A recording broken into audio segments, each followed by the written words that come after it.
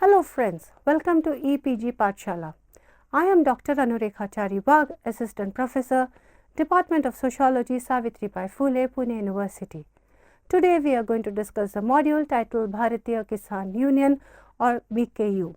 This module is part of the paper titled Agrarian Social Structure and Change. This paper is coordinated by Dr. Manish Thakur of IIM Kolkata. What are we going to learn from this module? First, we are going to have an overview of BKU, that is Bharatiya Kisan Union. Then we will try to have an understanding of BKU through analyzing the leadership of Mahendra Singh Tikayat, who is the president of BKU. Then we would go on to understand the farmers' movement in Uttar Pradesh, where BKU is established or located. Then we are going to analyze the ideology, leadership and mobilizational aspects of the movement. Bharatiya Kisan Union. Bharatiya Kisan Union has been projected as a very important new farmers movement in the country, along with Shetkari Sangatna in Maharashtra and Karnataka, Rajya Rajyata Sangha in Karnataka. Its pockets of influence and activities have been mainly Western Uttar Pradesh, even as its origins were in the neighboring Haryana. It was inspired by the late Charan Singh. However, in due course of time, it became synonymous with the leadership of Mahendra Singh Tikayat. The BKU was organizationally formed on August 13, 1978, and its first office bearers were from Haryana.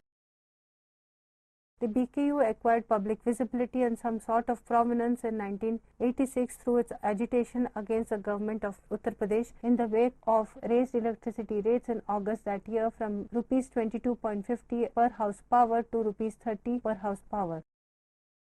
Initially, the leadership of the BKU in West UP was in the hands of Chaudhry Sukhveer Singh, the leader of the largest Khap loosely clan of the West UP Jats and the father-in-law of Tikayat's daughter. But by January 1987, Tikayat had snatched away the leadership from Sukhveer Singh by organizing a highly successful agitation at Shamli against the hike in power tariffs. The agitation continued till March 17. An estimated 5 lakh farmers gherowed the power substation at Shamli. The government buckled under pressure and reduced the power rates from 30 to 25. This immediately made Mahendra Singh Tikayat into a national figure, with various political parties trying to woo him. However, Tikayat is openly contemptuous and dismissive of all political leaders, with the exception of Devi Lal, Chief Minister of Haryana. History. To understand the rise of BKU, it is important to appreciate the significance of electricity-driven irrigation for the farmers in the areas where Green Revolution has been successful. Irrigation is vital to the success of commercial agriculture in the western part of UP. Not surprisingly, it was Tikayat's staging of an anti-power tariff hike rally in Shamli that catapulted the BKU into the national scene. More generally, Tikayat and the BKU continued the anti-urban politics championed by Charan Singh. The BKU was first organized on an annual or a life-paid membership basis, but later the leadership decided to raise funds on a needs basis, as and when agitations were planned. Levies were raised from supporters roughly in proportion to the size of their landholdings. The dues were paid in cash or kind. BKU had executive committees at the village, block, district and national levels. These committees were supposed to be elected by local members, but in practice, leaders often emerged by nomination. An interstate coordinating committee oversees the activities of the BKU throughout its strongholds in Uttar Pradesh, Haryana and Punjab. The main aim of the BKU were articulated through an oral character or list of demands that was constantly updated but which dated back to Shamli Rally of 1987.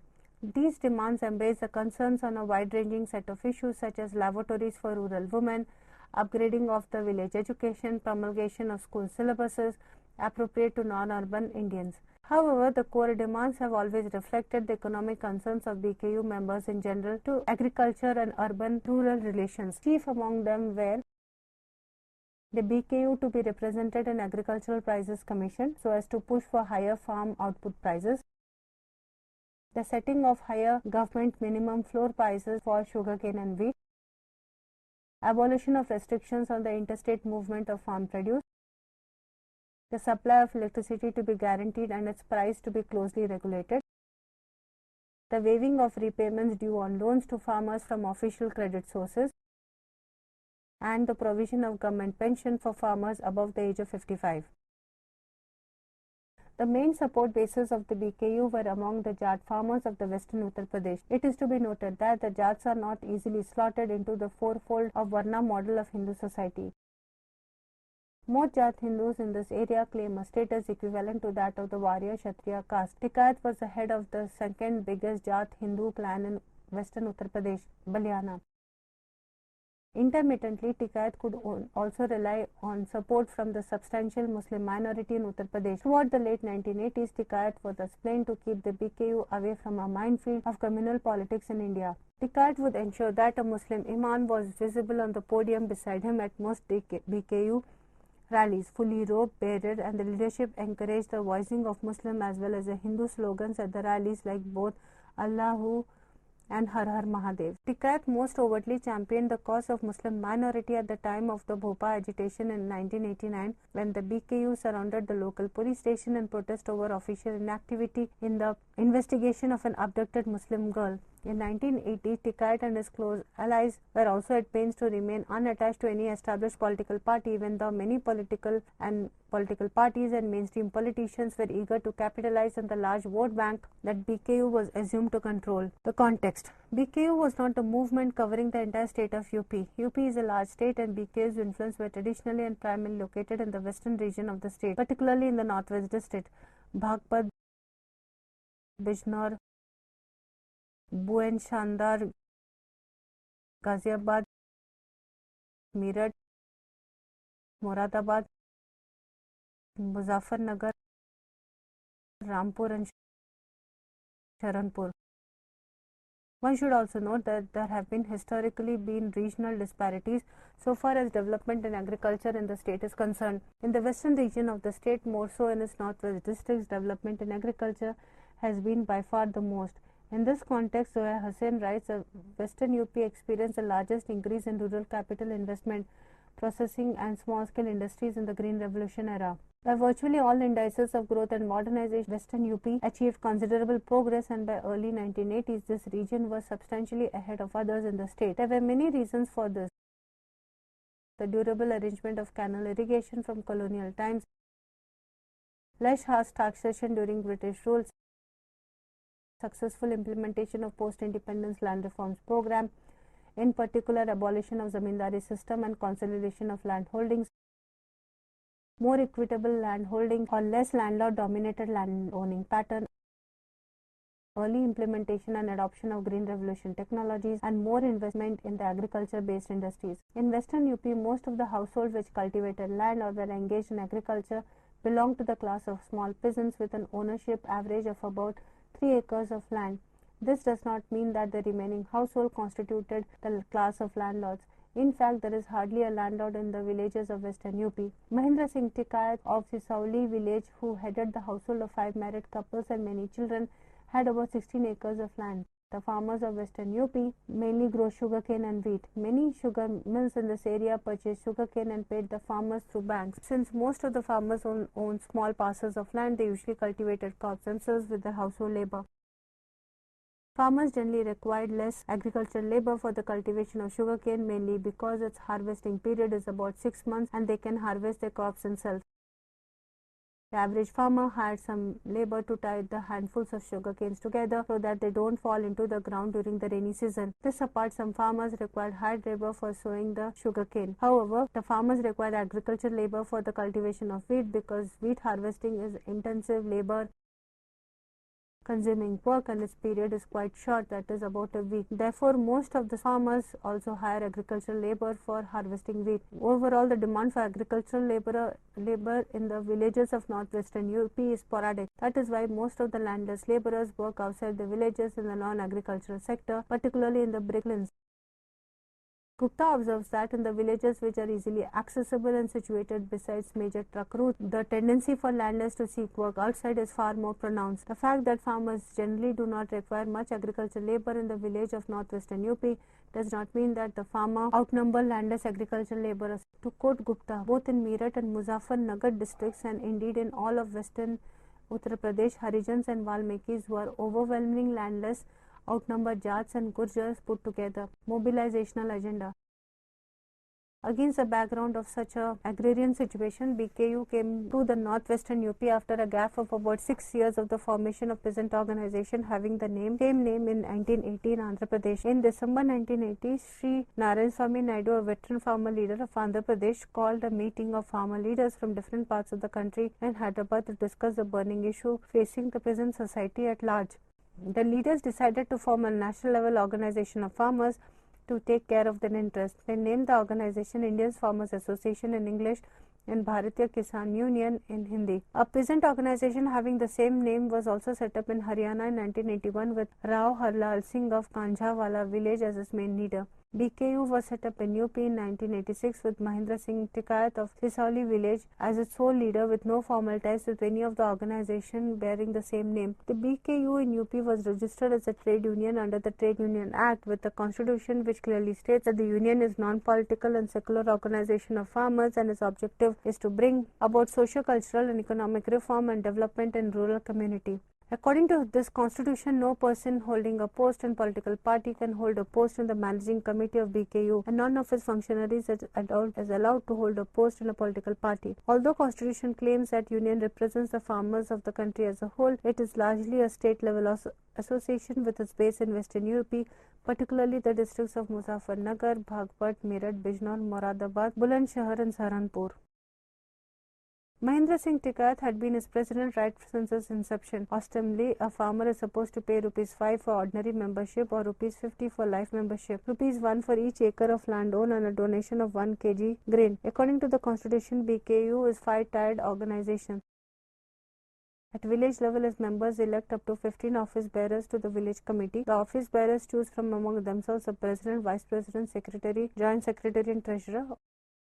All these office holders have to be life members. The president of each village committee and one representative from each village of a block constitute the block committee. They choose among themselves 1 president, 2 vice presidents, 1 chief minister, 3 ministers and 1 treasurer.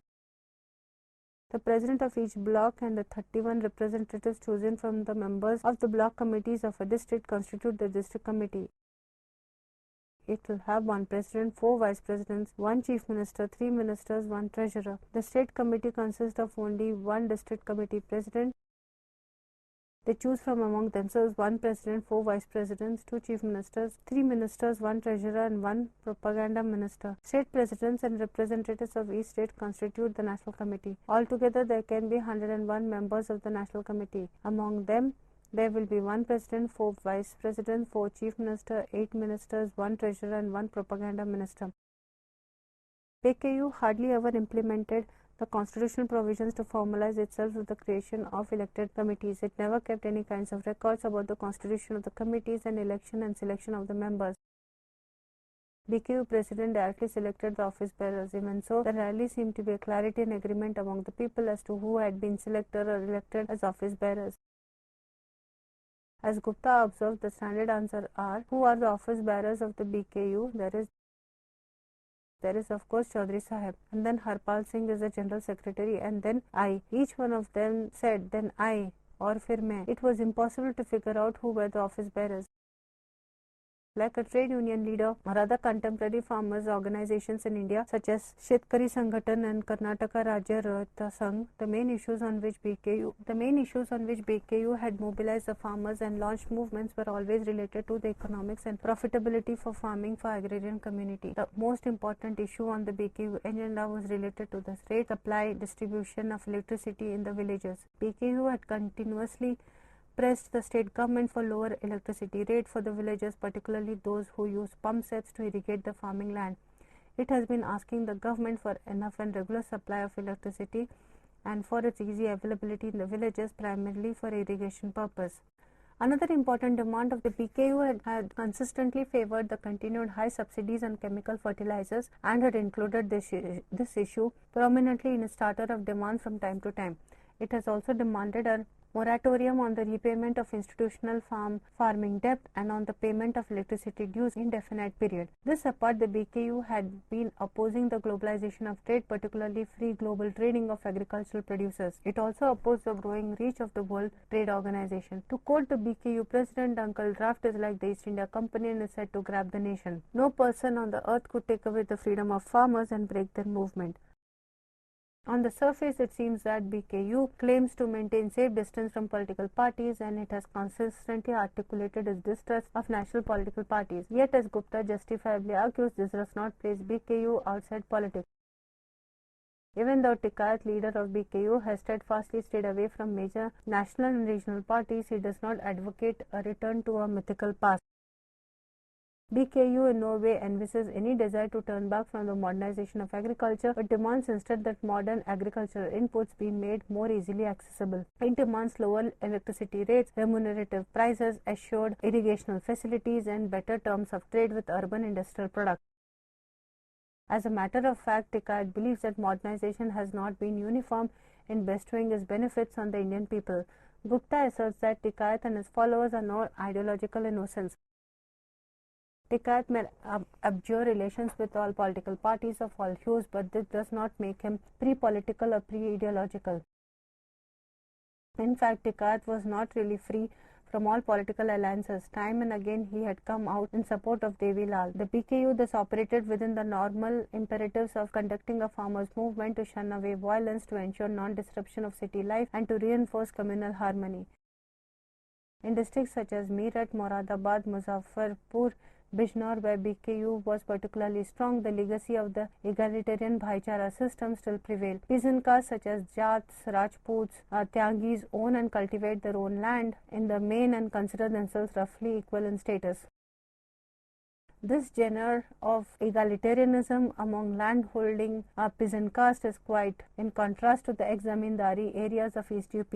In these zamindari regions, both the landholding structure and social relations between different categories of landholders are much more egalitarian and stratified in character. Given such egalitarianism, Tikayat's leadership was under constant surveillance by his men and followers who considered Tikayat to be one of them. In the sense of the members of the BKU were co-parsoners in the organization. Tikayat may be the leader, but he was more like the first among equals. He may also be the leader of the Balika, but there were also powerful clans in West UP such as Deshwal and Galiwara Khaps. In fact, Tikayat's rival belonged to Deshwala Khap, a man who was his daughter's father-in-law. The point is even that when Mahendra Singh Tikayat was the undisputed and high-profile leader of BKU, he was still not charismatic. His followers were watching him closely and assessing his every move. Also, Tikayat and BKU were quite tuned to the modes of protest followed by different political parties and were not averse to using them in order to publicize their demands beyond the locality. BKU believed that its interests could be put forward best if it stays out of political parties and acted instead as a pressure group. Tikayat was quite categorical that politicians did not have the interests of the constituency at their heart, but just their own selfish interests. Tikayat and the activists of BKU were quite content to remain in West UP and not venture out to make common cause with cognate interest groups elsewhere. Tikayat was proud of being a peasant, and just that. All said and done, it needs to be emphasized that the BKU movement acquired its gravitas against a backdrop where the nexus of agrarian economy with the market was strong. It would be well nigh impossible for the farmers of Western UP to sever the ties from the market. Gupta observes that the farmers' involvement with the market was not from a position of weakness, but nevertheless there were strong demands of antagonism and tension. Yet it would be foolhardy to suggest that Tikayat and the BKU thought in terms of a moral economy of the peasant world. Instead, they thought and acted in terms of an agricultural sector fully enmeshed in the Green Revolution system of production. It is plain and simple that the farmers of West UP were and are caught up with contradictions of this process, much like the farmers elsewhere. The movement was an endeavor to get to the flow of public resources in their favor in multiple ways, reversing the terms of trade, subsidies, fertilizers, insecticides and pesticides, subsidized agricultural implements, reduced tariff for irrigation and better terms of trade. As Tikayat said, the rural people should be proud of its being farmers. We are the backbone of the economy. Why should terms of trade between agriculture and industry get steadily worse for agriculture since 1951? Dipankar Gupta, long-time observer of BKU, notes that the demands of BKU, like other contemporary farmers' movements, was never single-pronged but multi-pronged and just as remedial but prospective too. BKU articulated its politics through the central message symbolized in the simple, powerful slogan of Bharat versus India. Bharat is the indigenous name for India and carries positive connotations, while India in its westernized version symbolizing exploitation. The former corresponds to the rural society, economy and culture, and the latter to the westernized urban industrial counterpart. In other words, BKU believed that the real contradiction was not in the village, not between big peasants and small peasants, or between landowners and landless, but between the agrarian population as a whole, rest of the society. It was this strong populist appeal that enabled the mobilization of the broad rural masses. But we should not infer from this that the farmers' movements equally represent the interest of all rural classes and strata. Behind the appeal, there is a definite class basis of rich and capitalist farmers in alliance with the rich middle and even poor peasants who rally behind the movement because of the precarious position in an increasingly commoditized agricultural economy in which prices on inputs and farm products are to a very large extent politically determined via state intervention. Rural laborers are only indirectly benefited to the extent that peasants and farmers gain. The basis for their claims for higher wages and better employment expands. In essence, BKU movement represent the economic position of agriculture within the Indian economy as a whole. They pose relevant questions related to the relative decline and impoverishment of the peasants in the face of growing prosperity of the urban world. They had discomfort with less attention accorded to the agricultural and rural sector. The economic remuneration of farming did emerge as a serious issue, along with the cost of inputs to farming and remunerative prices for the farm produce. Some observers view BKU as an economic interest group, much like the trade unions or groups of employees in a particular industry. However, there is something more to these unions. The type of peasant mobilizations that had taken place clearly transcended the formal organizational protocols of interest groups in industrial democracies. Movements like BKU did consist of rural people belonging to diverse castes, religion and classes, and challenged the existing state and the way political parties and economic negotiations were conducted. To some observers, the BKU was the most important popular movements opposing the growing communalization and ethnicization of politics. Interestingly, some of the most influential critics of the farmers' movement denied them this quality. Utsav Patnaik, for example, sees movements like BKU as exponents of ideology of capitalist landlords, in which the ideology expresses itself in anti-industrialism against state intervention and an assertion of traditional values of pristine Bharat against the modernization efforts of the centralized state in industrializing India, and carries with it both anarchist and reactionary elements. She finds these movements bearing a family resemblance to the agrarian radicalism in interwar Japan. She goes to the extent of calling these movements the potential carriers of fascicization of the Indian polity. Likewise, political scientist Zoya Hassan is critical of the BKU movement. According to her, political participation in the BKU movement suggests a complex relationship between the state, class, caste and ideology. The BKU articulates the grievances of the peasants who participate actively in the market in an attempt to maximize their economic returns. Its strength lies in its projection of aspiration and transportations of groups of which are politically assertive in the region's economy and politics. These are the rich and middle peasants from the middle and backward caste who happen to be numerically important in major parts of Western UP. The organization and popular support mobilized by the BKU and the wide publicity given to farmers' demands in the media have placed agrarian ideology and policy on the center stage of national attention. This was reflected in the policies and concern for rural areas stressed by all political parties. However, when these concerns are translated into greater public investment and concessions to the agricultural sector, a disproportionate share of gains will be appropriated by the rich and middle peasants. But in the short run, BKU has successfully placated the rich and middle peasants while laying claim to the guardianship of peasant majority. Students, in conclusion to this module, Bharatiya Kisan Union, we have discussed 1. The challenges that a movement faces. Further, while trying to understand BKU in terms of a peasant and a farmers movement, we have also looked into the limitations of it. Further, while analyzing the implementation of the BKU policies, we have also looked into how the local, regional, national context has been taken into account. Further, by looking at BKU, we have also looked into the mobilizational issues and also the agenda issues of the movement. And finally, while looking at the various issues raised by the BKU, we have also engaged critically with the idea of Bharat versus India.